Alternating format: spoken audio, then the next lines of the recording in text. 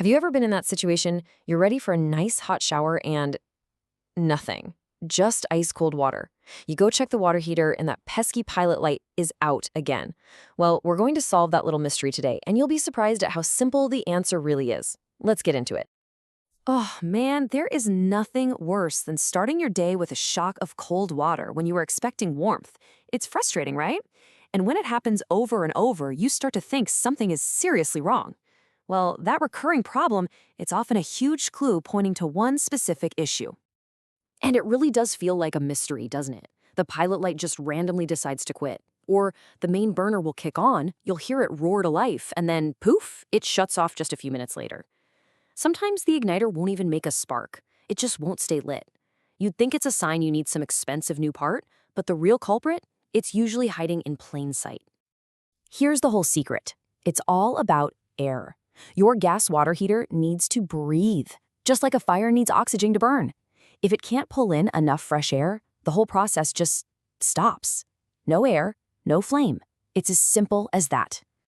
Now, you'd think getting air would be easy, but it actually has to take a pretty specific journey to get to the burner.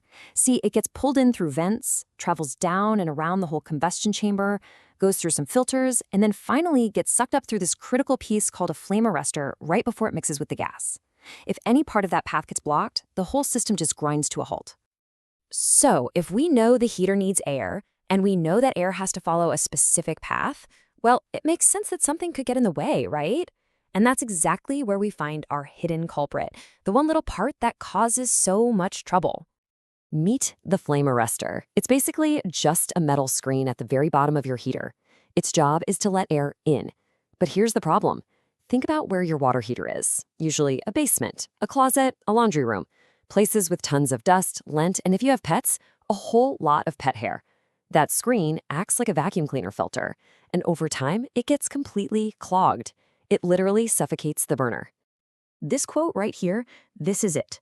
This is the diagnosis for so many water heater problems. Once that screen is clogged up, there's just not enough oxygen getting in for the spark to even light the gas. It's not a complicated failure, it's just a clog. All right, so now that we've unmasked our culprit, let's go back and connect it to all those mysterious symptoms we talked about at the beginning. It's all about to make perfect sense. Every single one of those frustrating problems points directly to the heater being starved for air. A pilot light that won't stay lit? Yep, not enough oxygen to keep its tiny flame going. That main burner that quits after a few minutes? It's burning up what little oxygen it has, and then it's done. And an igniter that won't even spark? That's a safety feature.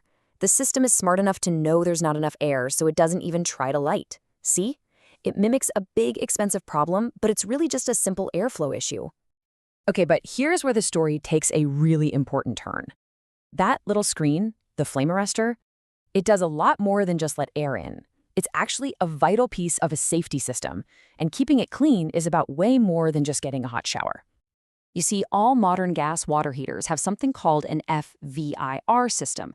It stands for Flammable Vapor Ignition Resistant, which I know is a mouthful. But what it does is absolutely critical. It's designed to prevent a disaster.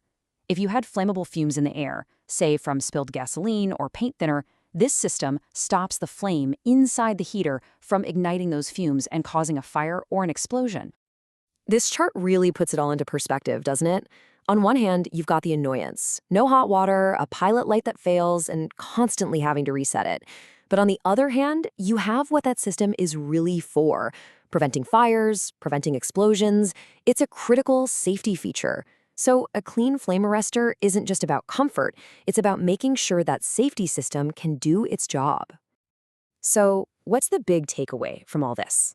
It really just comes down to awareness. Simply understanding that your water heater is an appliance that needs to breathe, well, that's half the battle right there. Now, manufacturers generally recommend a quick visual inspection of the air intake area every 6 to 12 months. You're just looking to see if it's clear of dust, lint, and other debris. Just knowing that this is something that needs to be kept clear is a huge step forward for any homeowner. And really, this awareness is so important for two very simple reasons. Number one, it ensures you get the reliable, consistent hot water you count on. And number two, and honestly, this is the much more important one, it makes sure that critical fire and explosion prevention system is in good working order, protecting you and your home. So the next time you walk past your water heater, don't just see a big metal tank. Think of it as a living thing with lungs, and just ask yourself this one simple question: is it breathing freely? Thanks for tuning in.